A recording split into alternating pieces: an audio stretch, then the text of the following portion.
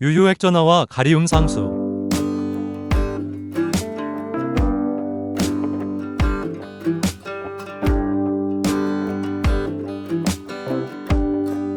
유효액전화란 다전자 원자에서 특정 전자가 원자에게 양성자로부터 실제로 느끼는 알자, 양전하의 세기를 의미합니다.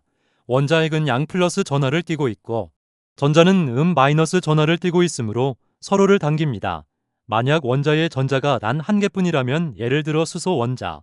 그 전자는 핵의 전체 전하를 온전히 다 느낍니다. 그러나 전자가 여러 개인 다전자 원자에서는 약간 상황이 달라집니다. 어느 특정의 관심 전자가 핵을 바라볼 때 핵과 그 전자들 사이 또는 안쪽 껍질이나 같은 껍질에 존재하는 다른 전자들에 의해 핵의 양전하를 일부 상쇄하고 가려지기 때문에 실제 힘 효과는 약해집니다. 이를 가리움 효과라고 합니다. 그러므로 가리움 효과 때문에 전자가 실제로 느끼는 알자 양전하인 유효액전하 ZFF는 실제 핵전하 Z보다 항상 작아지게 됩니다. 일반적인 경우 관심 전자는 가장 바깥쪽에 있는 원자가 전자를 의미하는 경우가 많습니다. 핵전하 Z는 단순히 원자핵이 떼고 있는 전하로서 양성자수인 원자번호와 같습니다. 즉, 원자번호가 26이면 핵전하도 26입니다. 그러나 유효액전하 ZFF는 전자들의 가리움 효과로 인해 원자핵으로부터 멀어질수록 인력이 약해지는 것도 반영한 실질적인 핵전하입니다. 수소의 경우 전자가 한 개이기 때문에 하나의 원자핵과 하나의 전자 사이의 인력만이 존재하므로 핵과 전자의 평균 거리만 알면 전자의 실제 핵전하를 알 수 있습니다. 하지만 수소를 제외한 원소들은 핵과 전자의 인력뿐만 아니라 전자들끼리도 반발력이 동시에 작용하게 됩니다. 가리움 효과가 크다면 실제 핵전하에 대한 인력이 작아지므로 원자에서 전자를 떼어내기가 쉬워집니다. 만약 가리움 효과가 크지 않다면 유효핵전하가 커지므로 전자들은 양성자의 인력에 의해 끌어당겨지는 경향이 강합니다. 유효액전하 ZFF는 양성자수 Z 빼기 가리움 상수에 쓰입니다.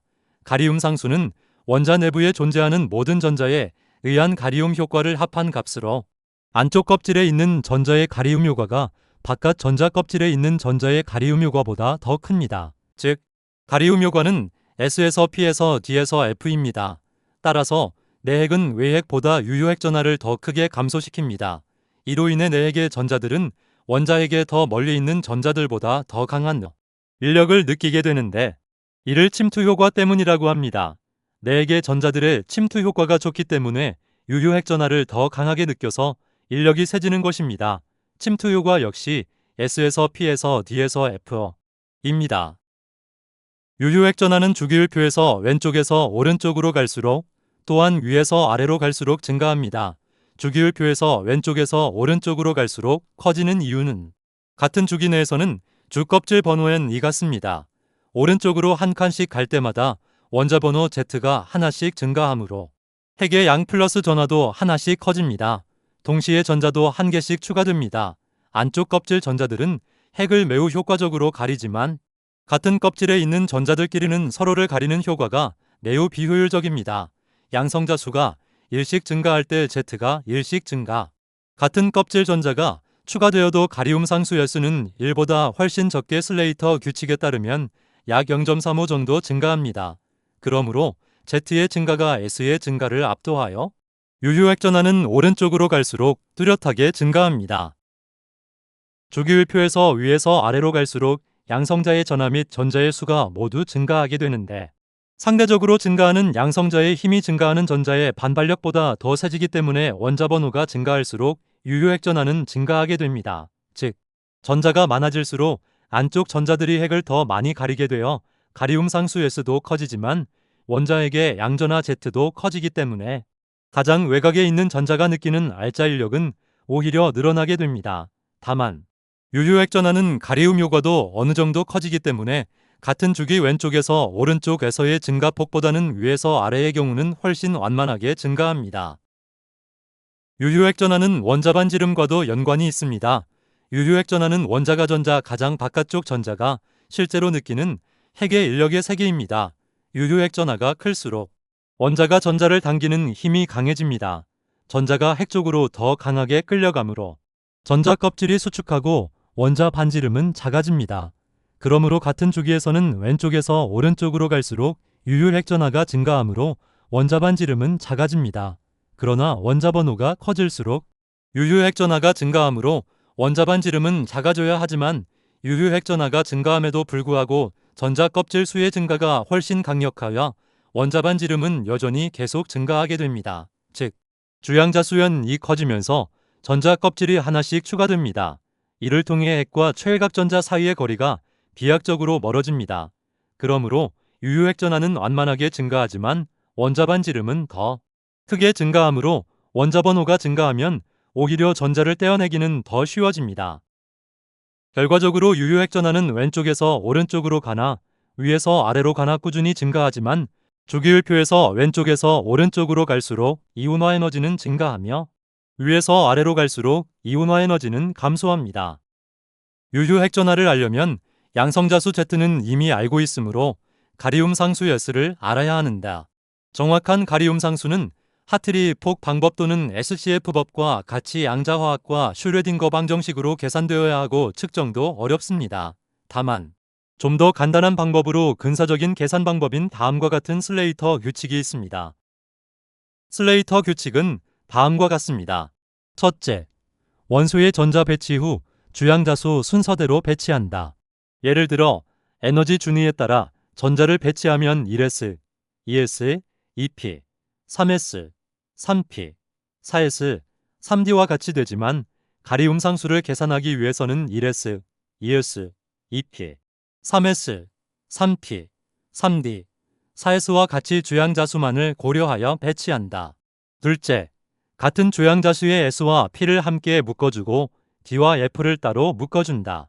즉, 1s, 2s와 2p, 3s와 3p, 3d, 4s와 4p와 같이 묶어주면 된다. 셋째, 같은 그룹에 있는 전자는 0.35만큼 가리운다. 예외적으로 1s 전자는 0.3만큼 가리운다. 넷째, N-1 껍질에 있는 전자는 0.85만큼 가리운다. 다섯째, N-2 껍질에 있는 전자는 1만큼 가리운다.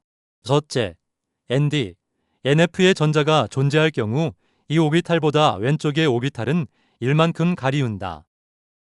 슬레이터 규칙을 적용할 때 기준이 되는 전자 관심 대상이 되는 전자가 있는 껍질을 N이라고 설정합니다. 만약 3주기 껍질이면 N은 3입니다. 그러므로 만약 최외곽 전자를 고려할 때에 이것이 N이 되고 그보다 안쪽 껍질로 들어갈수록 N-1, N-2 순으로 번호를 붙여 계산합니다. 같은 N껍질에서는 개별 가리움 상수는 0.35 또는 0.3이지만 그 안쪽으로 들어갈수록 0.85, 1처럼 커집니다. 위의 과정은 질소원자 원자번호 7 및 핵전하 7을 슬레이터 규칙을 이용하여 유효핵전하를 계산하는 과정을 나타냅니다.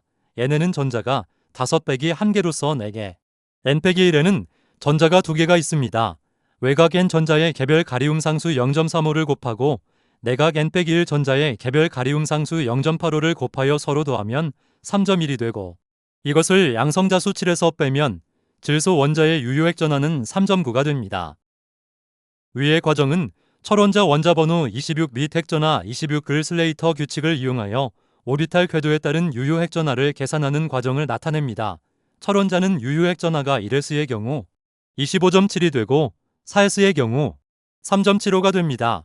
위의 그림은 궤도별로 계산 과정을 나타낸 것입니다.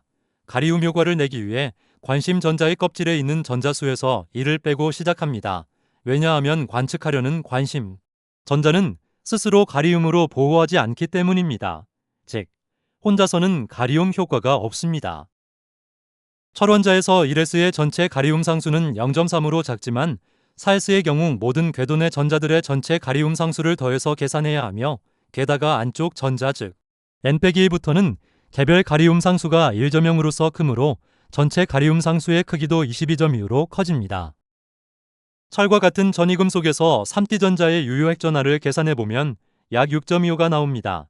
이는 4s 전자의 3.75보다 핵에 더 강하게 붙잡혀 있다는 뜻입니다.